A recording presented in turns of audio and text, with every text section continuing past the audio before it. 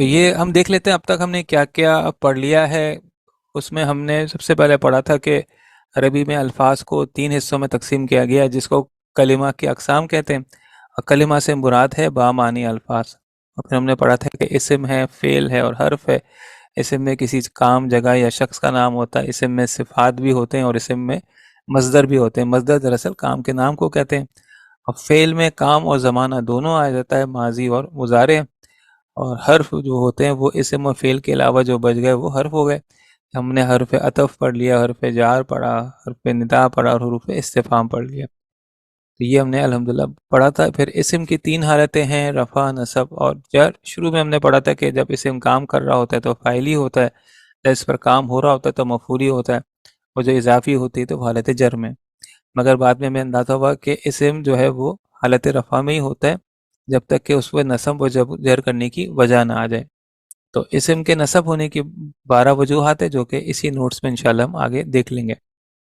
اور بعض کتابوں میں اسم کے رفع ہونے کی وجوہات بھی بیان کی گئی ہیں، اس سے وہ یہی وجہ بیان کرتے ہیں، جیسے اسم اگر مبتدا ہو، اسم اگر خبر ہو، تو یعنی جس کو ہم نے کہا ہے کہ یہ رفع ہی میں ہوتا ہے، اس کو انہوں نے وجوہات میں ڈال دیا ہے۔ پھر 3 طرح کے اسم اقسام ہوتے ہیں، منصرف، غیر منصرف اور مبنی۔ منصرف وہ ہوتے ہیں جو کہ 2 پیش 2 زبر 2 زیر، غیر منصرف 1 پیش 1 زبر 1 زبر، اور مبنی جو ہے رفع نصب جر میں ان کی سپیلنگ ایک یہی ہوتی ہے۔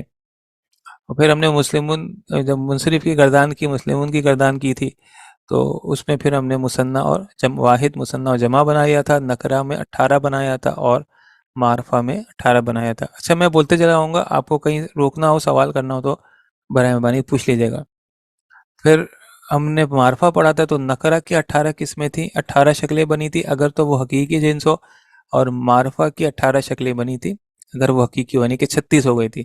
تو حقیقی کی 36 شکلیں بنی تھی اور غیر حقیقی کی 18 شکلیں بنی تھیں۔ اور جو جمع قاعدے سے بنائی جاتی، یعنی اونا اینا جب مذکر میں اور آتون آتین مؤنث میں، تو اس کو جمع سالم کہتے ہیں۔ مذکر کو جمع سالم مذکر اور مؤنث کو جمع سالم مؤنث۔ اگر مثنیٰ بنانا ہوتا تھا تو ہم واحد کے آگے آنی رفع میں اور عینی اور عینی نصب و جر میں کر دیا کرتے تھے۔ یہ طریقہ مذکر کا بھی ہے اور یہی مؤنث کا بھی ہے۔ زبر زیر پیش کو حرکات کہتے ہیں، اور جس وجہ سے ہم پہچانتے ہیں کہ اسم کی حالت کیا ہے اس کو اعراب کہتے ہیں۔ اور اعرابی تبدیلی کہتے ہیں حالت کی تبدیلی کو، یعنی رفع سے نصب ہونا یا جر ہونا، تو اس کو حالت کی تبدیلی کہتے ہیں۔ اچھا جی، اس کے بعد اسم کی تقسیم، یہ میں نے کسی کتاب سے لی، مجھے اچھی لگی تو آپ کے ساتھ شیئر کر دیا کہ یہ بھی ایک انداز ہے۔ جیسے اسم کی 3 قسمیں ہیں افراد کی تعداد کی، وہاں ہم نے کیا تھا عدد کی تعداد سے، یہاں افراد کی تعداد سے ہو گیا۔ وہ ہم نے پڑھا تھا واحد مثنیٰ جمع، یہاں پر مثنیٰ کی جگہ تثنیہ کا اصطلاح آئی ہے۔ تو واحد ہے جو کہ ایک ہوتا ہے، مثنیٰ جو کہ دو ہوتے ہیں۔ اور یہاں پہ انہوں نے بتایا کہ جسے واحد کے آخر میں الف اور نون مقصورہ یا ما قبل مفتوحہ نون مقصورہ لگا کے بنایا گیا، ہم نے اس کو آسان کر دیا کہ آنی اور عینی ہو، اسی چیز کو یہاں انہوں نے جملوں کی صورت میں بیان کیا ہے۔ اور جمع جو ہے وہ 2 سے زیادہ افراد، یعنی 3 یا 3 سے زیادہ۔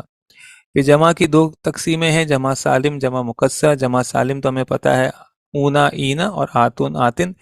جمع مکسر وہ ہے، اس وقت ہم نے پڑھا تھا کہ جمع مکسر کا کوئی قاعدہ نہیں ہے، مگر بعد میں ہمیں پتہ چلا کہ جمع مکسر کے اوزان ہوتے ہیں، اور ہر وزن کے اپنے معنی ہوتے ہیں۔ تو پہلے جمع سالم دیکھ لیتے ہیں۔ جمع سالم کی 2 قسمیں ہیں، جمع سالم مذکر، جمع سالم مؤنث۔ مذکر اونا اینا ہوتا ہے اور مؤنث آتن آتین ہوتا ہے۔ جمع مکسر کی 2 قسمیں ہیں، یعنی کہ جس کے جو جمع وزن سے بنائی جاتی ہیں، وہ جمع قلت ہے اور جمع کثرت ہے۔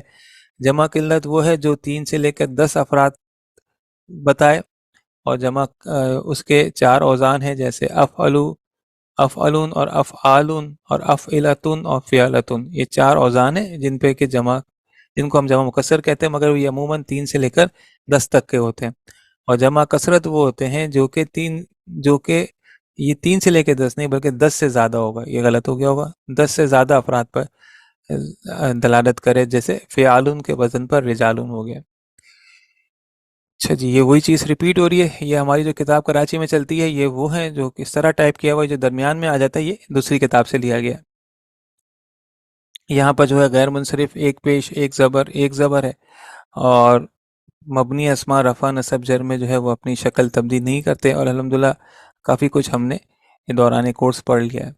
پھر اس میں نکرہ اور اس میں معرفہ، اس میں نکرہ وہ ہے جو کہ ذات میں ہوتا ہے، اور اس میں ذات سے مراد کیا، جیسے لڑکا، لڑکی، قلم، کتاب، یہ اس میں ذات ہو گیا۔ اس میں صفت تو ہمیں پتہ ہے کہ صفات نکرہ ہوتے ہیں، اسی طرح اسماء استفہام بھی جو ہیں وہ بھی نکرہ ہوتے ہیں، جو کہ ہم نے آخری 3 چیپٹرز میں پڑھے تھے۔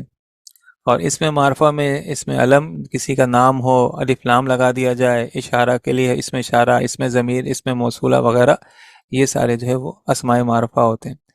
پھر ہم نے اسماء اشارہ پڑھا تھا، اشارہ قریب کے لیے اور اشارہ بعید کے لیے، اور اس کی مدد سے پھر ہم نے مرکب اشاری کا 3 چیپٹر پڑھے تھے۔ پھر ہم نے 2 طرح کے ضمائر پڑھے تھے، ضمائر مرفوعہ اور ضمائر منصوبہ و مجرورہ۔ مرفوعہ جو ہے وہ منفصلہ ہوتا ہے، فاصلے سے لکھا جاتا ہے، یہ جملہ اسمیہ کے 5ویں سبق میں ہم نے پڑھا تھا۔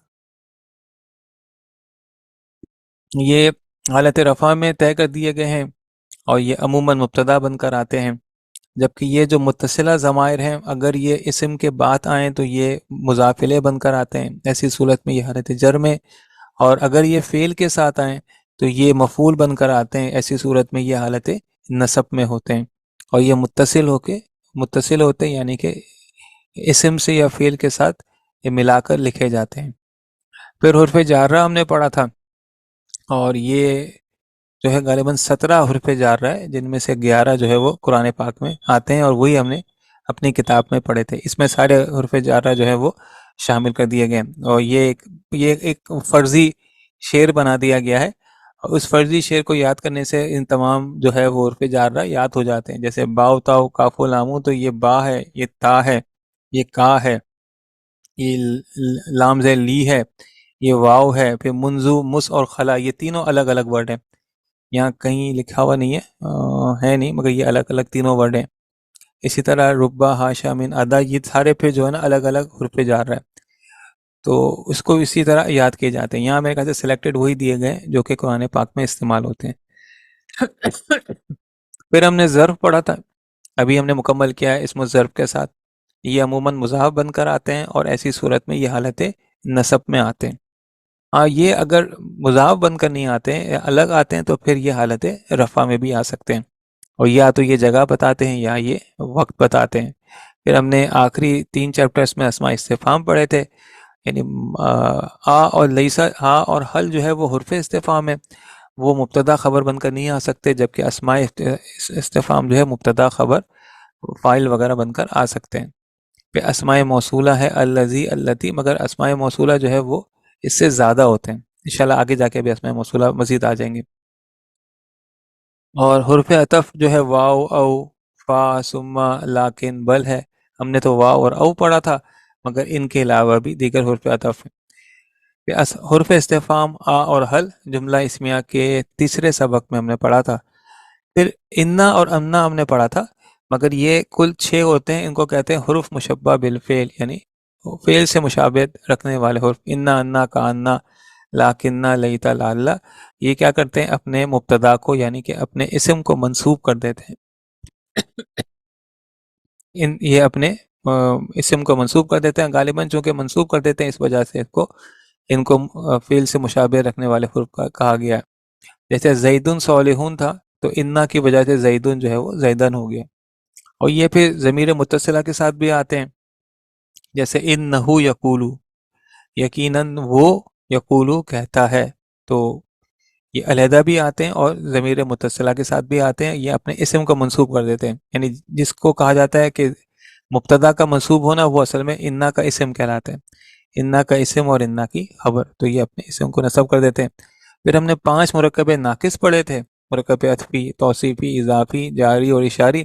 اس میں توصیفی اور اضافی اس میں ترجمہ ترتیب بدل کے کرتے ہیں، بلکہ مرکب جاری میں بھی ترجمہ ترکیب بدل کے کیا جاتا ہے۔ ترتیب اس لیے بدلتے ہیں اگر اردو میں ترجمہ کرنا ہو تو اردو کے حساب سے توصیفی، اضافی اور جاری میں ترتیب بدل دیتے ہیں۔ عطفی میں تو قاعدہ یہ ہے کہ صفت جتنے بھی الفاظ آ رہے ہیں وہ حالت اور وسعت میں یکساں ہوتے ہیں، جیسے نخلون و رمان، تو یہ دونوں رفع میں ہیں اور یہ دونوں نکرہ ہیں، تو وسعت اور حالت میں یکساں ہوتے ہیں۔ توصیفی میں صفت موصوف کے مطابق ہوتا ہے اسم کے چاروں پہلوؤں کے لحاظ سے، مرکب اضافی میں مضاف پہ الف لام اور تنوین نہیں ہوتا، مضاف الیہ حالت جر میں ہوتا ہے۔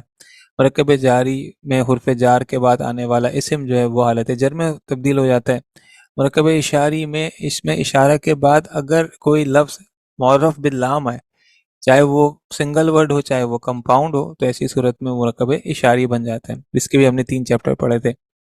مرکب تام جو ہے یعنی جن کو جملہ کہا جاتا ہے وہ 2 طرح کے ہوتے ہیں، فعلیہ اور اسمیہ۔ جو جملہ فعل سے شروع ہو وہ فعلیہ ہو جاتا ہے، جو جملہ اسم سے شروع ہو وہ اسم شروع ہو جاتا ہے۔ پھر جملہ اسمیہ میں ہم نے پڑھا تھا اگر انا آ جائے تو یہ تاکید کا مفہوم آ جاتا ہے، اگر ما لیسا آ جائے تو یہ نافیہ یعنی نہیں کا مفہوم آ جاتا ہے۔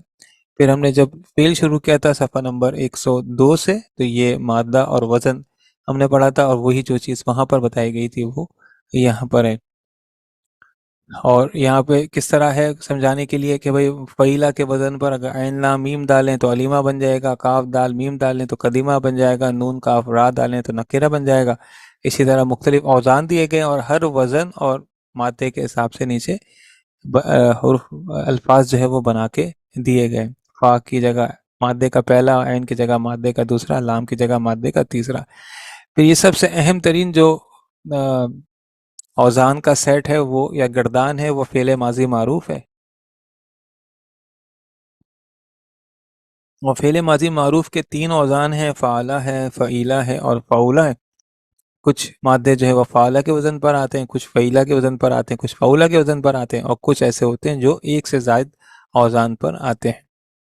تو یہ فعل ماضی معروف کی گردان ہے۔ اس گردان میں 14 سیغے ہیں، ہر سیغہ اپنے اندر ایک فاعل پوشیدہ رکھتا ہے۔ پھر فعل ماضی مجہول کا وزن جو ہے وہ فعیلہ ہے، چاہے کسی بھی وزن سے ہو، اگر اس کو مجہول بنانا ہو تو اس کا وزن جو ہے وہ فعیلہ ہے، مگر مجہول جو ہے وہ متعدی افعال کا بنتا ہے، لازم کا نہیں بنتا۔ پھر فعل مضارع معروف ہے، اس کے بھی 3 اوزان ہیں، یفعلو، یفعلو، یفعلو، یہ بھی 14 سیغے ہیں اس میں، اور ہر سیغے میں ایک فاعل جو ہے وہ پوشیدہ ہے، اور دونوں جگہ جو فاعل ہم کہتے ہیں تو فاعل جو ہے وہ حالت رفع میں ہوتا ہے، اور اس کا جو مجہول ہے وہ یفعلو ہے۔ پھر ہم نے پڑھا تھا کہ اس میں تاکید کا اسلوب ڈالنا ہو مضارع میں تو اس سیغے سے پہلے لام تاکید اور آخر میں نون ثقیلہ لگا دیں یا نون خفیفہ لگا دیں، تو یہاں تو نون ثقیلہ کی مثال دی گئی ہے۔ پھر امر جو ہے وہ یہاں اس صفحے پہ تو ثلاثی مجرد سے امر بنانے کا طریقہ بتایا گیا ہے کہ امر حاضر کے 6 مضارع کے حاضر کے 6 سیغوں سے بنتا ہے، اور ان 6 سیغوں کی علامت جو ہے وہ تا ہٹا دی جائے۔ اگر فا ساکن ہو، جو کہ ثلاثی مجرد میں ساکن ملتا ہی ہے، تو حمزہ لگا دیں۔ اگر عین کلمے پر پیش ہے، یعنی جیسے باب نصرہ یا باب کرومہ ہو، تو حمزہ پر پیش لگا دیں، ورنہ زیر لگا دیں، اور اس کے بعد جو ہے وہ اس کو مضموم کر دیں۔ تو یہاں پر ایک مثال دی گئی ہے، اسبر، اسبرا، اسبرو، اسبری، اسبرا، اسبرنا۔ فعل نہیں جو ہے وہ کسی بھی سیغے سے پہلے جو ہے وہ یہ جو لکھا ہوا ہے کہ حاضر کے 6 سیغوں سے بنتا ہے، یہ نہیں، بلکہ یہ تو کسی بھی سیغے سے بن جائے گا فعل نہیں، اور اس سیغے سے پہلے لائے نہیں لگ جائے گا۔ جب لائے نہیں لگ جائے گا تو وہ سیغہ مجزوم ہو جائے گا، یعنی لائے نہیں جو ہے وہ جازم مضارع، یہ مضارع کو مجزوم کر دیتا ہے، کہ جب یہ لگے گا تو یہ فعل کو مجزوم کر دے گا۔ لا 2 طرح کے ہوتے ہیں، لائے نہیں، لائے نفی۔ لائے نفی جو ہے وہ عامل نہیں ہوتا، اور جبکہ لائے نہیں جو ہے وہ عامل ہوتا ہے، اس میں حکم بھی آ جاتا ہے اور زوردار نہیں بھی آ جاتا ہے، اور یہ مضموم بھی ہوتا ہے۔ پھر ہم نے ابواب ثلاثی مجرد پڑھا تھا، یہ 6 ہیں، اور اس کی ترتیب ایسے ہی ہے کہ ماضی پہ عین پہ زبر تو مضارع پہ عین پہ زبر، پھر ماضی میں زبر تو مضارع میں زیر، پھر ماضی میں زبر تو مضارع پہ پیش، پھر ماضی میں زیر تو مضارع میں زبر، ماضی میں زیر تو مضارع میں زیر، اور ماضی پہ پیش تو مضارع پہ پیش۔ تو یہ 6 ابواب ہیں، ہر باب میں سے ایک ایک مادہ لے کر اس کو اس کا نام دے دیا گیا، اور یہ جو باب کے نام ہوتے ہیں یہی مصدر بھی کہلاتے ہیں۔ پھر ابواب ثلاثی مزید فی ہے، جو بنیادی فرق ہے دونوں میں، وہ ماضی کے پہلے سیغے میں مادے کے علاوہ اگر کوئی حرف نہ ہو تو وہ ثلاثی مجرد ہے، اور اگر اضافہ ہو جائے 1 کا، 2 کا، 3 کا، تو وہ ثلاثی مزید فی ہو جاتا ہے، اسی لیے اس کو نام مزید لکھا گیا ہے۔ اور یہ ابھی ہم نے 8 پڑھے ہیں، یہ زیادہ ہے مگر ہم نے 8 پڑھے ہیں۔ اس کے بعد تمام ابواب کی گردان، یہ پہلے بھی میں نے آپ کے ساتھ شیئر کیا تھا، اس میں یہ فائدہ ہے کہ تمام ابواب کی گردان بھی دے دی گئی ہے، اور ہر باب کے ماضی مضارع کے مجہول کا وزن بھی دیا گیا ہے، اور جب مجہول کا ہمیں وزن مل جاتا ہے تو اس کی مدد سے پھر ہم گردان بنا سکتے ہیں۔ اور بنیادی گردان وہی ہے جو کہ پہلے ہم نے دیکھا تھا ماضی اور مضارع کی.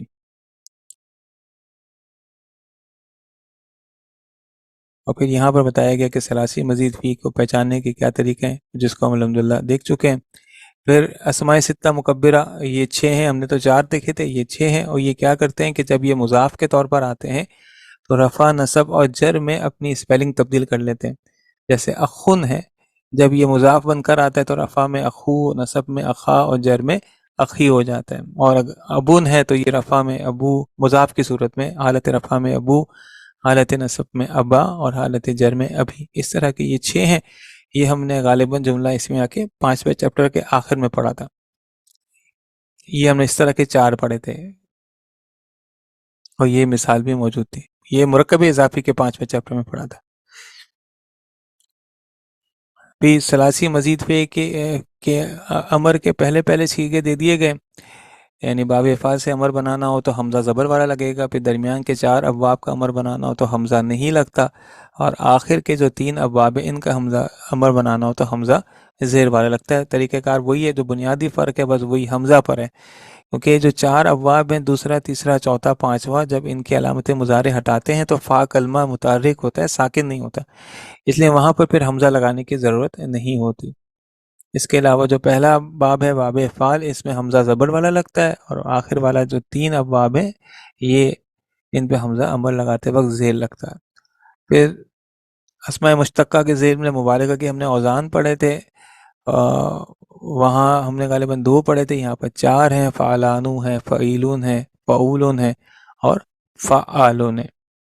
پھر جمع مکسر کے کچھ اوزان پہلے پڑھے، کچھ دوبارہ آ گئے، جیسے افعالن، فولن، افعلاہو، فعائلو، مفاعلو، فولاؤ وغیرہ. یہ چند جو ہیں جمع مکسر کے اوزان ہیں. پھر ہم نے مضارع منصوب اور مجزوم، یہ جس طرح اسم میں رفع نصب جر ہوتا ہے تو فعل میں بھی مرفوع منصوب اور مجزوم ہوتا ہے، وہاں جر کے بجائے جزم ہوتا ہے. اور پہلے ہم نے پڑھا تھا کہ منصوب اور مجزوم کیسے بناتے ہیں. تمام صیغوں پہ منصوب و مجزوم بنانے کا طریقہ ایک ہی ہے، سوائے وہ صیغے جو کہ لام پر ختم ہوتے ہیں، یعنی کہ یفعلو، تفعلو، تفعلو، افعلو اور نفعلو، پہلا، چوتھا، ساتواں، 13واں اور 14واں. یہ 5 صیغے ایسے ہیں کہ جب ان کو مجزوم یا منصوب کیا جاتا ہے تو پھر ان میں فرق آ جاتا ہے، منصوب میں زبر اور مجزوم میں سکون کی علامت آ جاتی ہے. بقیہ سب میں طریقہ یہی ہے کہ سوائے چھٹے اور 12ویں صیغے بقایا تمام صیغوں سے نون کو ہٹا دیا جاتا ہے. اور پھر مضارع کے جو عوامل ہیں ان کو نواسب مضارع کہتے ہیں، وہ ہیں لن، ان، اذن، کئی. یہ تو 4 اصلی نواسب مضارع. اس کے علاوہ اور بھی ہیں جیسے حتی، لی، لی اللہ، لی ان. ان سب میں کہا جاتا ہے کہ یہ 4 میں سے کوئی ایک موجود ہوتا ہے. تو اصلی یہ 4 ہیں، بقایا جو ہیں آئے ہیں وہ ان 4 میں سے کسی ایک کے مدد سے بنائے گئے. پھر مضارع مجزوم ہے، جیسا عرض کیا تھا کہ طریقہ دونوں کا ایک ہی ہے سوائے لام پر ختم ہونے والے صیغوں پہ. تو یہاں پر لام پہ ختم ہونے والے صیغوں پر سکون ہے. اور ان کے عوامل میں لم، لما، لی، لا، ان اور من.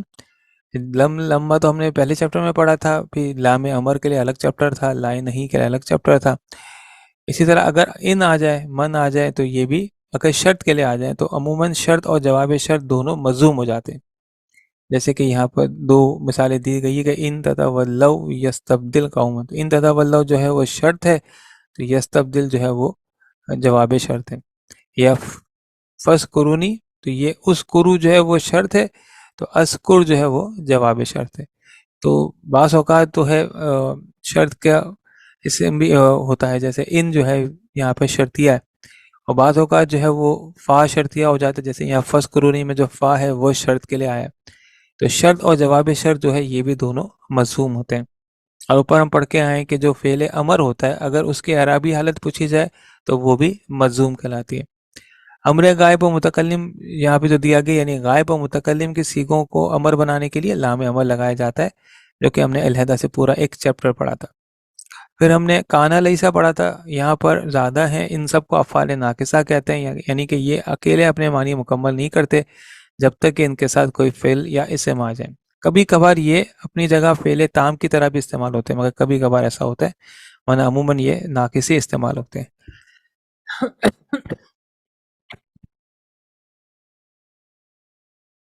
تو اسم الفاعل ہم نے پڑھا تھا.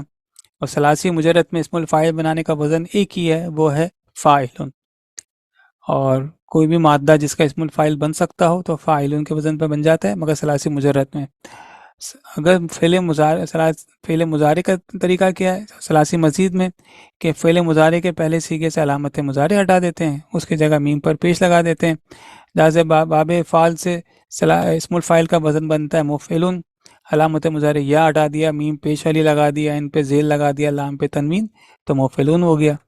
اسی طرح باب تفعیل سے مفاعلن، باب مفاعلہ سے مفاعلن، باب تفاعل سے متفاعلن، اسی طرح ہر باب سے الگ الگ اسم الفاعل بنیں گے۔ کامن چیز کیا ہے کہ میم پر پیش ہو، عین پہ زیر ہو اور لام پر تنوین ہو۔ اور اسم المفعول ثلاثی مجرد سے بنانا ہو تو مفعولون کا وزن ہے، جیسے مکتوبن، مشروبن، اور فعل مضارع سے بنانا ہو تو وہی طریقہ ہے جو کہ ہم نے اسم الفاعل کا طریقہ رکھا تھا، بس فرق یہ ہے کہ وہاں عین پر زیر ہوتا ہے اور یہاں عین پر زبر ہو جاتا ہے۔ وہی علامت مضارع یا ہٹا دے، میم پر پیش لگا دے، اب یہاں پر عین پہ زبر لگا رہے ہیں اور لام پہ تنوین لگا رہے ہیں۔ تو باب فعال سے مفعلون، جیسے منکر، تو منکر جو ہے وہ اسم الفاعل ہو گیا، منکر جو ہے وہ اسم المفعول ہو گیا۔ اسی طرح ہر باب کا اسم المفعول کا وزن الگ الگ ہے۔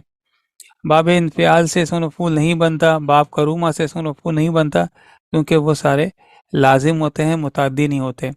ہاں یہ کہ باب انفعال سے اسم المفعول کے طریقے سے اسم الظرف استعمال ہوتا ہے، آپ کو یاد ہو ہم نے پڑھا تھا ثلاثی مزید سے اسم الظرف جو ہے وہ اسی طریقے سے بنتا ہے جس طریقے سے ثلاثی مزید سے اسم المفعول بنتا ہے، اور ہم نے مثال بھی پڑھی تھی ممتحن اور ممتحن۔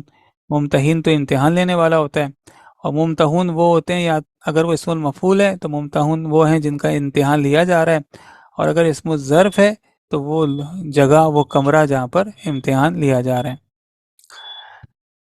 تو ثلاثی مزید میں اسم المفعول ہی اسم الظرف ہوتا ہے، اور ثلاثی مجرد میں اسم الظرف کے 3 اوزان ہیں، مفعلن، مفعلن اور مفعلتن، اور ہم نے پڑھا تھا کہ ان کی جمع جو ہوتی ہے وہ مفاعلو ہوتی ہے، جیسے مسجدن کی جمع مساجدو، اور مکتبن کی جمع مکاتبو، اور مدرستن کی جمع مدارسو ہوتا ہے۔